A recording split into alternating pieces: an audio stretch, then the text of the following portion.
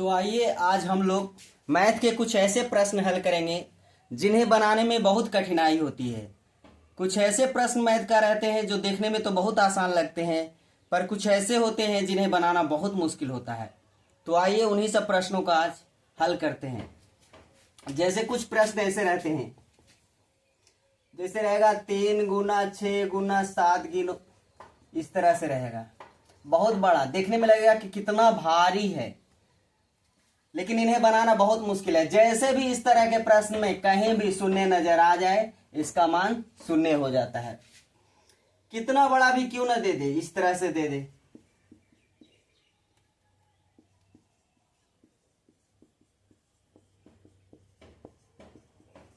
देखने में लग रहा है कि कितना बड़ा प्रश्न है।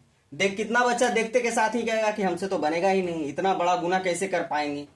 लेकिन इस तरह के प्रश्न में क्या ध्यान देना है कि कहीं भी शून्य नजर आ जाए। देखिए यहाँ पे शून्य है, इसका मान क्या हो जाएगा, शून्य हो जाएगा। चलिए इन सब बातों को तो इतना ही ध्यान देना है गुना वाला नियम में, लेकिन भागा वाला नियम में कुछ जरूरी बातों को ध्यान रहता है, रखना पड़ता है। जैसे 3/0 0/3, 3/0 या 0/3, इसका मतलब क्या हुआ। ये तो भाग में इसका रूल तो है कि चलिए कहीं भी शून्य नजर आ गया उसका मान शून्य हो जाता है, लेकिन भाग वाले प्रश्न में बहुत समस्या होती है। जैसे कि 0 से हम किसी संख्या में भाग नहीं दे सकते, 0 से हम किसी संख्या में भाग नहीं दे सकते हैं, और 0/समथिंग इसका मान शून्य हो जाता है। अब ऐसा क्यों होता है, देखिए तो नोट में लिखिए कि जब हम किसी भी संख्या में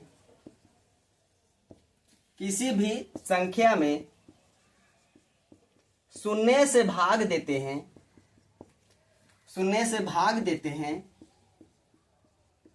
तो वह संख्या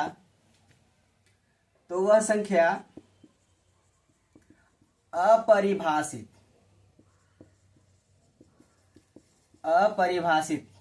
यानी कि इनफिनाइट क्या हो जाती है, इनफिनाइट हो जाती है। जब हम किसी भी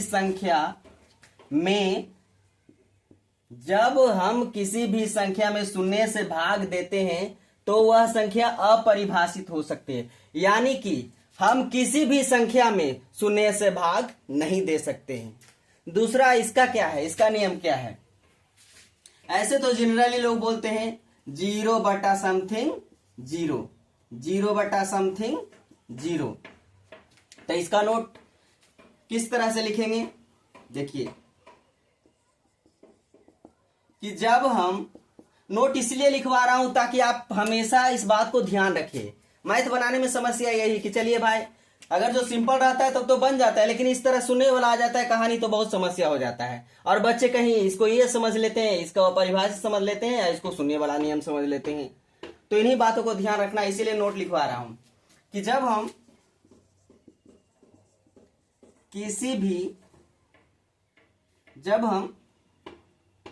शून्य में किसी भी संख्या से भाग देते हैं तो वह भी संख्या शून्य हो जाती है।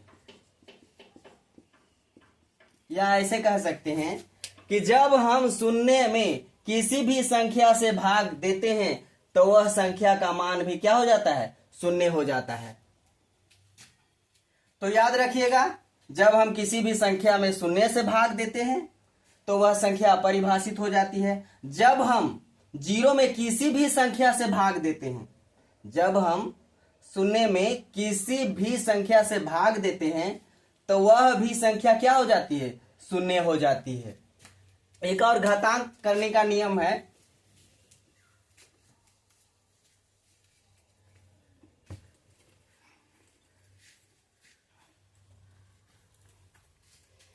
कि कुछ बच्चे ऐसे होते हैं 2 का घात 3 रहा था, आसानी से निकाल देते हैं इस तरह से, 2 गुने 2 गुने 2 8, इस तरह से। या कितना बच्चे याद रखते हैं कि चलिए भाई 2 का क्यूब 8 होता है, 2 का स्क्वायर 4 होता है। लेकिन कुछ ऐसे प्रश्न रहते हैं जिन्हें देखकर बच्चों को लगता है कि हमसे तो बनेगा ही नहीं, जो कि बहुत सिंपल रहते हैं, क्योंकि उन्हें पता नहीं होता कि करना क्या है। जैसे ऐसे रहेगा, इसका पावर दे देगा 1, तो लगेगा कि इतना बड़ा संख्या इसका पावर 1 है, इसका मान क्या होगा। तो किसी भी संख्या, इसका नियम क्या है, जब किसी भी संख्या पर पावर घात यानी कि पावर 1 दिया रहे तो वह संख्या जस का तस रह जाती है, कहने का मतलब है जो संख्या रहता है वही हो जाती है, कितनी बड़ा भी संख्या क्यों ना दे, इस तरह से दे दे, इसका पावर 1 दे, तो इसका मान क्या हो जाता है, इतना ही हो जाएगा। इसका मान क्या हो जाएगा, इतना ही। कितना बड़ा भी संख्या क्यों ना दे, इस तरह से दे दे, इसका पावर कहेगा 1, तो इसका मान क्या हो जाएगा, यही हो जाएगा। अब कुछ ऐसे प्रश्न होते हैं जहां क्या रहता है कि घात के रूप में शून्य रहता है, घात के रूप में क्या रहता है, शून्य रहता है। जैसे इस तरह से प्रश्न दिया रहेगा कि 2 का घात 0, 99 का घात 0, 999 का घात 0, या इससे बड़ा भी रहता है, 8969876। देखने में लग रहा है कि कितना बड़ा प्रश्न है, इसका मान क्या होगा। ऐसे ही डर लग जाता है कि इतना बड़ा का मान क्या होगा, उसका पावर सुनिए दे। तो कुछ नहीं करना है, इसका भी नोट लिख लीजिए कि जब किसी भी संख्या का पावर यानी कि घात, बोल सकते हैं घात, 0 दिया रहे, जब किसी भी संख्या का घात 0 दिया रहे तो उस संख्या का मान 1 हो जाता है। क्या हो जाता है, 1 हो जाता है।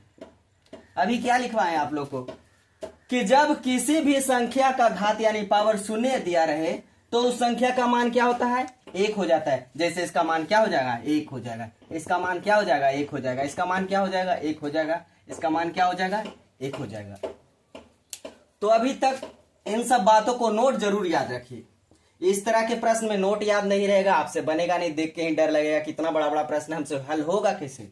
तो इसके लिए क्या करना है कि सबसे पहले जो नोट लिखवाते हैं उनको आप नोट करिए, कॉपी में लिखिए, उसे बार बार पढ़िए, तब समझ में आएगा। ऐसे सोचिएगा कि चलिए एक बार वीडियो हम देख लिए, हमको आ गया, फिर बाद वही परेशानी आएगा कि चलो बाद में बनाने में लगेगा कि अरे फिर उतना बड़ा प्रश्न दे दिया है, इसका मान 1 दिया हुआ है, इसका मान 0 दिया हुआ है, तो यहाँ क्या रखे, नोट याद नहीं रखिएगा तो फिर यही समस्या हो जाएगी।